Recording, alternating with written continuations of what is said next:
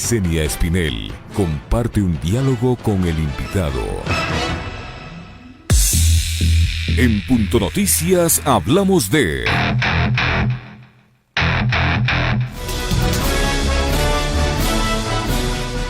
En el mapa de muertes por coronavirus, Ecuador superó a China, ocupando el puesto 27 en contagios a escala mundial. Así lo confirmó una investigación de la Universidad Johns Hopkins de Estados Unidos. Las autoridades nacionales confirman que Ecuador registró ayer un total de 71.365 casos positivos de COVID-19 y 8.562 fallecidos en relación a la pandemia. De estos decesos, según las cifras del gobierno, 5.207 fueron por casos confirmados de COVID-19. Las otras 3.355 personas figuran como fallecidas probables por la enfermedad viral. O sea, Ecuador supera a China con 3.918 decesos inscritos en la etapa de la pandemia, tomando en cuenta el informe 140 del Ministerio de Salud Pública con corte a las 8. La provincia del Guayas es la más afectada con un total de 16.810 casos, seguidos por Pichincha con más de 11.269 casos de COVID-19 confirmados. Las dos provincias se mantienen en semáforo amarillo.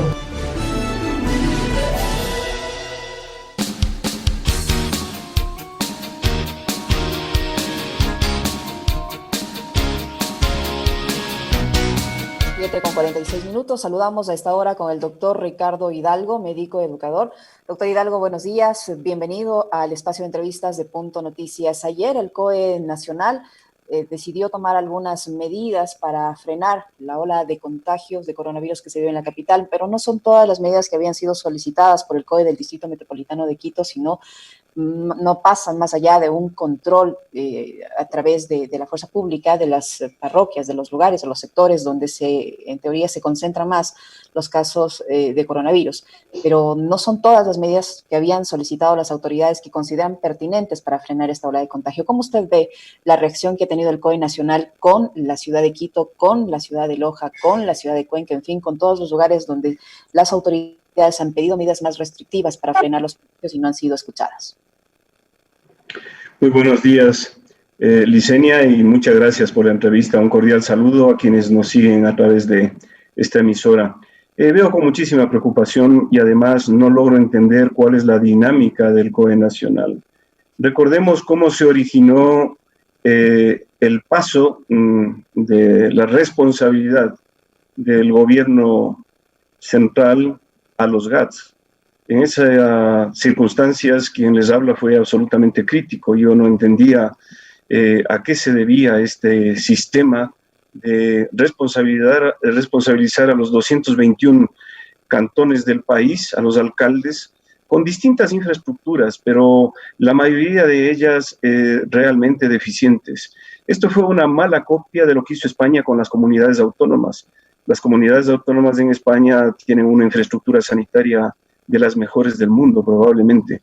Y entonces, ahora que la responsabilidad se ha transferido a los COEs cantonales, resulta que no tienen ninguna capacidad de acción porque el COE Nacional, sin ningún tipo de explicación y haciendo políticas públicas que no están basadas en la mejor evidencia, restringe las solicitudes. Lo de Quito realmente es muy preocupante. Y las medidas que se han tomado el día de ayer son irrelevantes. Y no lo digo por contrapuntear, pero los temas de salud pública tienen que manejarse desde la salud pública. Está bien que existan confinamientos parciales en los barrios de más alta concentración, sí, está bien, pero esa es una de las medidas, porque no olvidemos que la transmisión del coronavirus ya es comunitaria.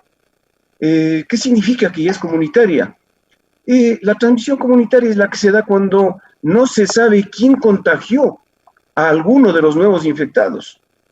Y para controlar, solo se puede hacer con medidas comunitarias, porque no se puede aislar individualmente a contagiados que no conocemos. Entonces, está bien disminuir la circulación de las personas, pero ojo, los vectores, las personas que no están diagnosticadas, igual pueden contaminar en la calle o en sus casas. En situaciones de hacinamiento, como se da en los barrios más pobres, de nuestra ciudad y del país. Da lo mismo que el vector esté dentro que fuera, porque si no somos capaces de dar seguimiento a las personas que están contaminadas, independientemente de que tengan síntomas o no, estamos haciendo solo la mitad del trabajo. Ese es el tema. Y, por ejemplo, sabemos, de acuerdo con el último reporte, que Chillogallo, Huamaní, Belisario Quevedo, Calderón, Carapungo, La Magdalena, Centro Histórico, Cotocollao, Chimbacalle, están con unas tasas de contagio muy elevados. Estaba escuchando hace un momento mientras ustedes comentaban y decían que China ha restringido ya nuevas zonas porque en las últimas 24 horas han tenido 31 nuevos casos. ¿Qué diremos nosotros de Quito, que es una ciudad de 3 millones de habitantes y que en las últimas horas ha tenido, de lo que sabemos, 200 casos diagnosticados, pero la realidad será mucho mayor porque estamos infravalorando o subestimando las cifras debido a que no se hacen los suficientes testeos?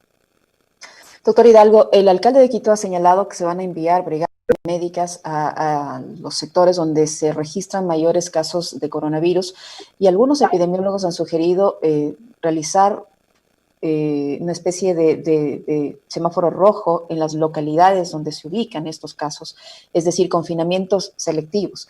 ¿Esto puede dar o no puede dar resultados? A ver, ayer se dijo que en 7 días van a valorar los resultados y desconocemos la dinámica de la transmisión. Sabemos que entre 10 y 15 días se puede evaluar la disminución de los contagiados. Vuelvo a lo mismo, Licenia. Está bien, hagamos confinamientos selectivos, pero además de hacer confinamientos selectivos, tenemos que ver todo el espectro de la problemática. Es decir, confinamientos selectivos, identificación de nuevos contactos, de nuevos contagios. ¿Cómo se hace eso? Con más pruebas. Aislar a los nuevos contagios, aislar a su entorno familiar. Y ahí no se acaba el problema, pues.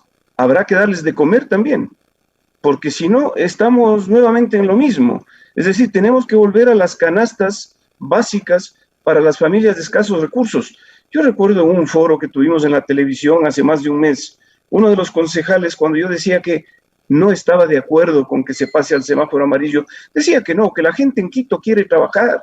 Y decía, pero es imposible que la gente salga a trabajar. Lo que hay que hacer es procurar alimentación a la gente vulnerable. No me decía el concejal, la gente de Quito es muy digna y no quiere que le regalen. Lo que quiere es trabajar. A ver, no hagamos política.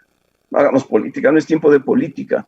En todo caso, si es tiempo de política, es de políticas públicas mediante respuestas basadas en la salud pública, no en las ocurrencias de un sistema de seguridad o de las ocurrencias de alguien que no maneja los conceptos epidemiológicos.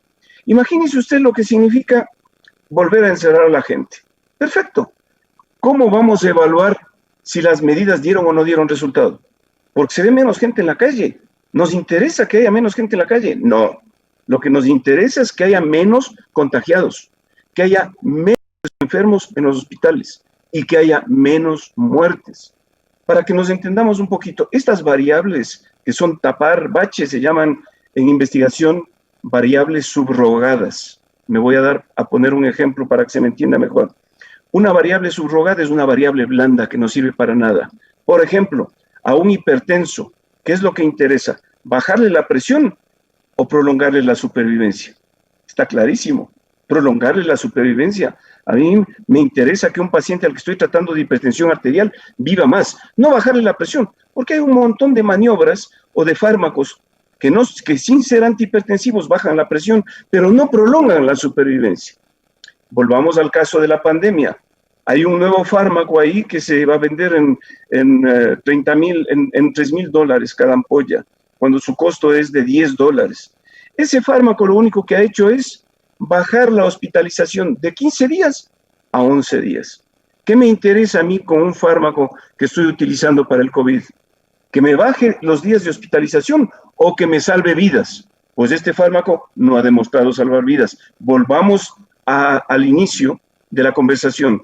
Me interesa disminuir la gente que está caminando en la calle. o me interesa disminuir los contagios, los enfermos que acuden a los hospitales cada vez en situación peor y disminuir la mortalidad? Pues lo segundo, está clarísimo. Entonces, revisando la cédula de identidad, mandando al ejército, mandando a la policía, lo único que voy a hacer es menos vectores en las calles. Pero la transmisión va a continuar en las casas, va a continuar entre las familias. Los muertos van a seguir dándose. ¿Por qué? Porque estoy peleando contra un enemigo que no sé dónde está. Entonces, dejémonos de política y pongámonos a hacer cada vez más pruebas. ¿Qué pasó con el famoso aparato que con bombos y platillos el gobierno llevó a Guayaquil y que era capaz de hacer 1.400 pruebas diarias? Ese aparato necesitamos funcionando al 100%, porque necesitamos identificar a los enfermos para separarles de los sanos. Ahora, el alcalde ha asegurado que se van a aumentar las pruebas en la capital. Sin embargo, también hay una polémica alrededor de esas pruebas que fueron adquiridas. La Universidad UTLA ha ratificado que no tienen las características necesarias para que funcionen adecuadamente. Varios epidemiólogos dicen que las pruebas rápidas no sirven, pero no se está haciendo el número adecuado de pruebas frente a la magnitud del desastre que vive la capital de la República. ¿Qué hacer ante esa realidad, doctor? Importar más pruebas, buscar las pruebas que se vendan en el mercado bajo las piedras, pero primero validarlas, validarlas. Y además, ojo, lo que se ha dicho, y no lo he dicho solo yo, ya lo vienen diciendo incluso las autoridades mundiales, las pruebas rápidas no sirven para diagnóstico, hay que hacer pruebas PCR, eso es lo que hay que hacer, y hay que traer más pruebas. Entonces, ocurre que el Ministerio de Salud, que es el responsable de hacer las pruebas, ahora les pasa la pelotita a los GATS. Pero los GATS quieren implementar una serie de medidas para controlar algo que está clarísimo que se nos ha ido de las manos, y el ministerio, conjuntamente con las autoridades nacionales, no les paran bola a los GATS de Quito, de Cuenca, de Loja, y menos se diga a los GATS pequeños. No entiendo yo realmente cómo se están haciendo las políticas aquí. Hay prioridades, ¿no? Por supuesto. Hemos perdido mucho dinero. Pero si seguimos así y no logramos parar este nuevo brote y probablemente una segunda ola que se vendrá, no solo que vamos a perder mucho dinero, más de lo que ya hemos perdido, sino que vamos a lamentar muchas vidas y vamos a lamentar familias de ecuatorianos destrozadas por una mala política y por haber perdido 4 meses infamemente en dar palos de ciego. Hasta ahora seguimos peleando contra un enemigo que no sabemos dónde está, porque no estamos haciendo lo que tenemos que hacer. Doctor, ¿cómo entender el hecho de que Ecuador haya superado a China, por ejemplo, en el número de víctimas mortales? ¿Cómo explicarle esto a la ciudadanía? ¿Cuál es la tasa de mortalidad que estamos teniendo en Ecuador y en Quito también? Porque ayer se revelaban datos de recolección de cadáveres en lo que va de la pandemia, tanto en domicilios como en las calles, que supera el centenar, 141 me parece que son exactamente. ¿Cómo entender esto? Tenemos, ¿cuál es la mortalidad que estamos en las últimas semanas tenemos que se están recogiendo 4 cadáveres diarios en la ciudad de Quito, solo en la ciudad de Quito. Hemos superado a China con las cifras oficiales. Les recuerdo que las cifras oficiales distan mucho de las reales, porque solo se basan en las personas, o sea, mejor dicho, en quienes han fallecido habiendo tenido pruebas. Y como se han hecho pruebas, hay un subregistro impresionante. Pero, de acuerdo con los datos que tenemos de las muertes en exceso, son 26.000 muertos en exceso en este país, y eso lo pone desde Oxford pasando por el Financial Times. Por lo tanto, 26.000 muertos para 17 millones de habitantes, estamos hablando de una de las tasas de letalidad más altas del mundo. Entonces aquí tenemos nosotros una tasa de letalidad del 7,6%, pero en Chile tienen del 3,5%. En Brasil tienen un poco más de 5%. En Perú tienen 4%. Por lo tanto, un enfermo con COVID en Ecuador tiene el doble o el triple de posibilidades de morir que un mismo paciente contaminado por COVID en el entorno latinoamericano. Lastimosamente, esas son las cifras. Y las cifras, por más que se las maquille o se les ralentice en la presentación, no se pueden esconder siempre. Los muertos no se esconden. Doctor Hidalgo, ¿cómo entender también las declaraciones que vienen desde el lado de la autoridad sanitaria, en este caso el ministro de Salud, en el sentido de que reconoce que el sistema de salud de la capital de la República, de la provincia de Pichincha, está colapsado, que está saturado? Sin embargo, dice que se está atendiendo a todos. Eso es falso.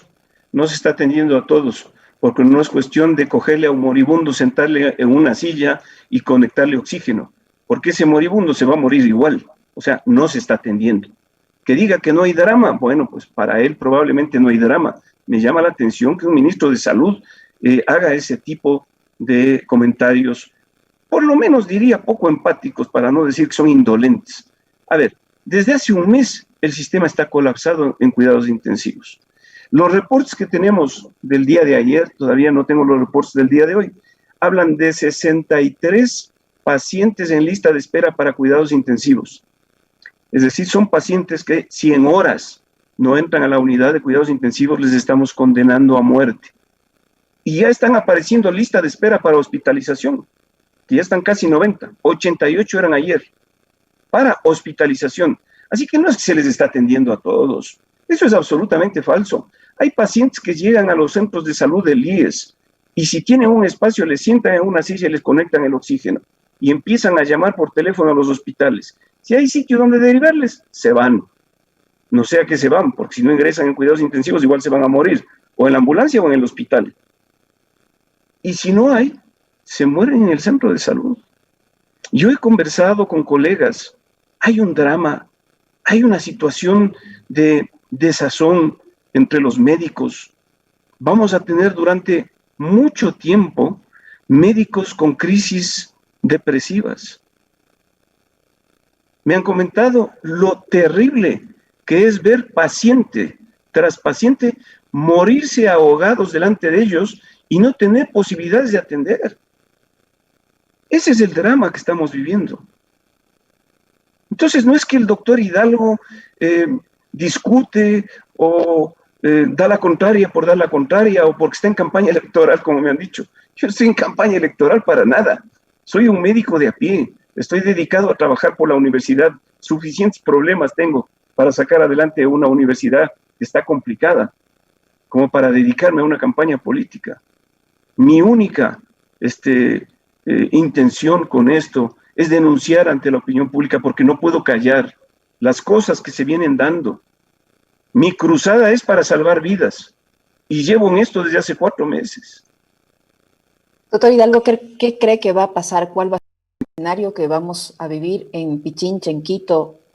¿Cómo está la situación actualmente? Y si se nos viene una segunda ola, como dicen la mayoría de expertos, en agosto, con las condiciones actuales del sistema sanitario colapsado, tanto en el nivel público como en el nivel privado, ¿qué podemos esperar que ocurra en agosto? Un incremento de la mortalidad. Tenemos hechos ya modelos matemáticos, no hemos fallado en el centro del CISPEC de la UTE.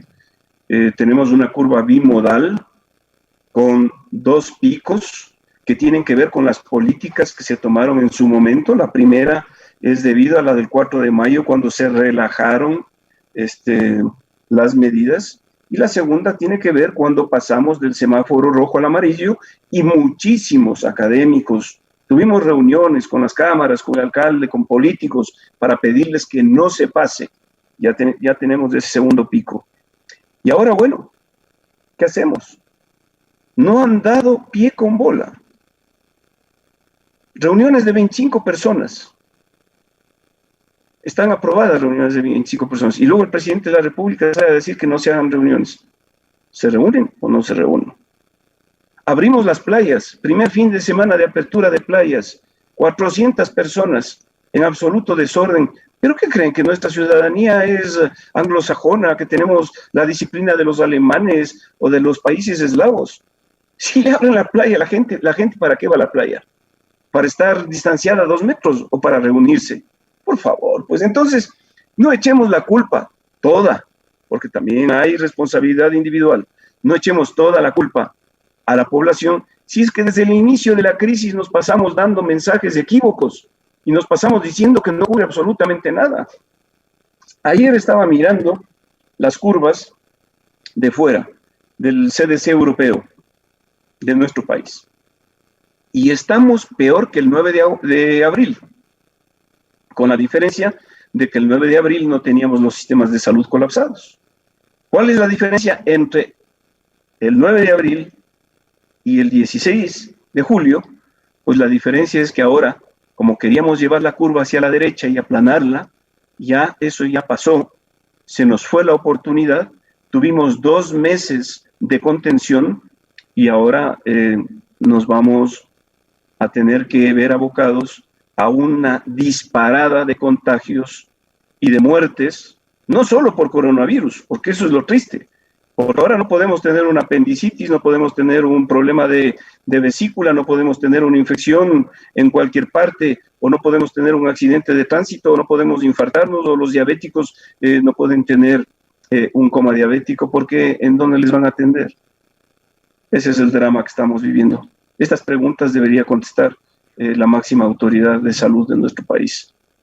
Es decir, la ciudad de Quito no ha llegado a su máxima expresión en cuanto a esta curva de contagios. O sea, lo que estamos viviendo son picos y picos, pero no hemos llegado a la máxima gravedad. Así es.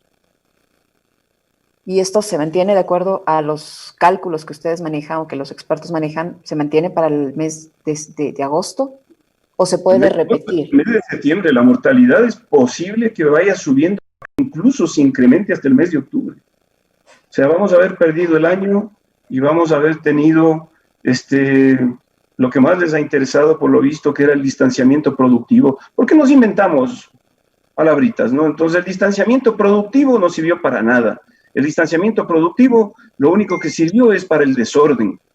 Cuando antes de pasar del semáforo rojo al semáforo amarillo, le pedimos al alcalde que solicite al COE Nacional que, ya que los GAT son los responsables de mantener el orden, les permitan dar los salvoconductos.